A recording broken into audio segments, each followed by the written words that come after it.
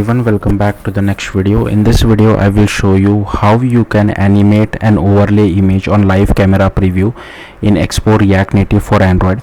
So let's get started. So first let me show you guys the output. So here I'm just mirroring my device. I'll just open the app and here you can see it is asking me for the camera permission first. I'll just give the camera permission and here is my live camera preview with the animated image overlay, as you can see, and I can just move around my camera as well. I'll just click on this capture button, and it will capture the image for me and display it inside an image view. So yeah, let's see how to achieve this. So first, to create an Expo React Native application, so this is just a cheat sheet which I have created, which you can follow. So first you need to go to this particular URL over here. I'll just open it inside a new tab. Now there are different templates which you can follow. I'm using this blank TypeScript template. So if you are also using that, you just need to run this particular command. So it will just ask you for your app name. Now we need to write native code because there is no third-party library available to achieve this functionality. So I'll just open a new tab over here where you need to do the setup. I have already done all this setup. So first you need to select Android device, then you need to select development build. I have disabled EAS. Select your own operating system. I have already installed Watchman, Zulu, Java Home. I have already installed Android Studio as well. So I have already done all this setup. So I'll simply scrolling through this file. I have already set this particular path and this thing as well. Once that is done, you need to cd into your Expo React Native application and then run this particular command. Once you run this command, then you need to run this command. So once this command is run, you should see this Android folder being created, as you can see over here. Once that is done, you need to come to this URL over here and open it inside a new tab. So you need to create an external module as well where we will be writing the code. So you just need to run this command inside your Expo React Native application inside terminal. So it will ask you some questions like what should be the module name and everything. You can keep everything as default and just press enter 3 times and it should create this particular module as well for you. Next, so I'll just close this cheat sheet. We no longer require it. Then you just need to go to modules, my modules, src, my modules.type.ts, and here I have commented these two things out. Now like all of this code is present by default, so I have commented this thing out because we are not passing any URL prop, and instead of onload we want this on image taken. So that's what this is the extra thing which I have wrote, and I have commented these two things out. Then you need to go to Android folder. You need to go to build.gradle over here and you need to add this dependencies block where you need to add camera core, camera 2, camera life cycle, camera view, media 3 effect, media 3 transformer. Then the camera media 3 effect is still in alpha at the time of me recording this video. If it does become stable by the time you guys are watching it, make sure you use the stable version. And then here we have this app compat dependency as well. Then go to src main, Java, and here your module. First you need to go to my module.kt or whatever is your module name. Just scroll down, and again all this code is present by default. So I have commented this entire thing out of prop. We are not using any prop, and I have commented this onload event as well because we have this separate event called on image taken. So that's what I have wrote over here. Then you need to go to my module view.kt. Firstly you need to copy paste all this import. So I'll simply scroll through this file. Feel free to pause the video and copy this import. By default there will be some code present inside this particular file. You can delete that code related to web view. Then here we have this event dispatcher for sending data from native side to Expo side.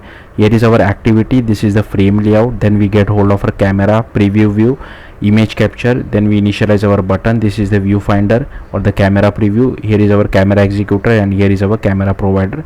Then we get the back facing lens. Here we set the frame layout params to our frame layout, add it to our parent view. Then we set the layout params to our viewfinder. Here we are calling this install hierarchy filter. I'll talk more about this later on. Then we add the viewfinder to our frame layout. Then we set the text background color, text color alpha to our capture button. Then we set the layout params for our buttons as well.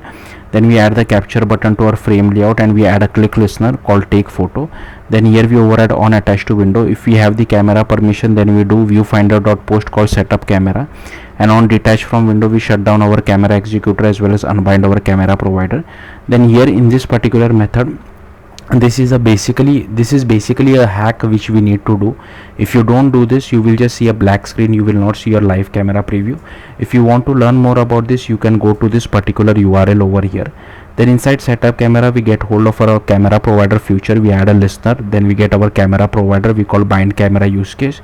Then here we get hold of the rotation. Here is our camera provider. Then we initialize the camera selector. Then we initialize aspect ratio strategy. Here is our resolution selector. Then we initialize the preview view. We initialize our image capture as well. Then here we do use case group dot builder, add the preview use case as well as image capture one. Then we initialize our media 3 effect. Then here we do immutable list dot builder, passing in the texture overlay. Then here we call this animated logo overlay, which I will talk about later on. This is a separate Kotlin file which I have created.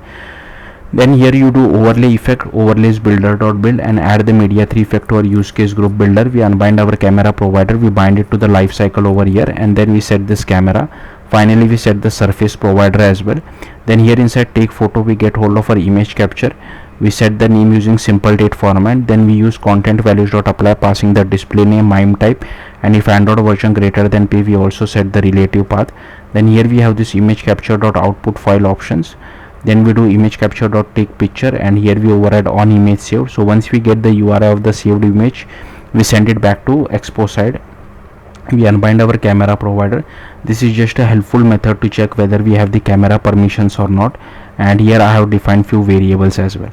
Then what you need to do is you need to create this animated logo overlay.kt file. Okay, before I show you the code for this file, you need to create an res folder inside the main folder, and inside that create a drawable folder, and inside that you can add whatever image you feel like which you want to animate overlay. So this is the image which I am using. Now coming back to our animated logo overlay, so again now this I have copy pasted it from the Android GitHub source code.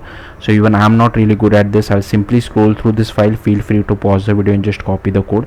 The only important thing which you need to remember, this should be your image name, whatever you have added inside the drawable folder. That's it.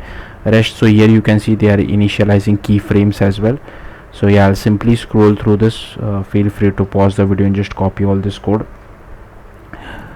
So yeah, that's all there is to it. Now the other important thing is you need to go to the Android folder, go to app, src, main, android manifest.xml, and here you need to add this usage feature of Android hardware camera as well as camera permission. Now this we also require write external storage permission, but this was present by default when I created the Expo React Native application. In case if this is missing for you, make sure you add this permission as well. And finally you just need to go to app.tsx, and let's see how to use it. So make sure you add all these imports. Then here I have created one state for image URL and one for camera permission. Here I am just checking whether the user is using Android 10 and above. If yes, then we only request camera permission, else we request camera as well as write external storage permission. Here we just check whether this permissions has been granted or not. If yes, then I just set this as true, else so yeah, else we do nothing. Same for below Android 10 as well. Then inside use effect we just call request camera and storage permission, and if image URL is not equal to empty, then we just display our image. Else if camera permission is given, then we just display our module view. So yeah, this is the on image taken callback, and here we set our image as well, and this is the text in case camera permission is also not given, and these are all the styles for it. So yeah, that's it. Thank you for watching. Bye.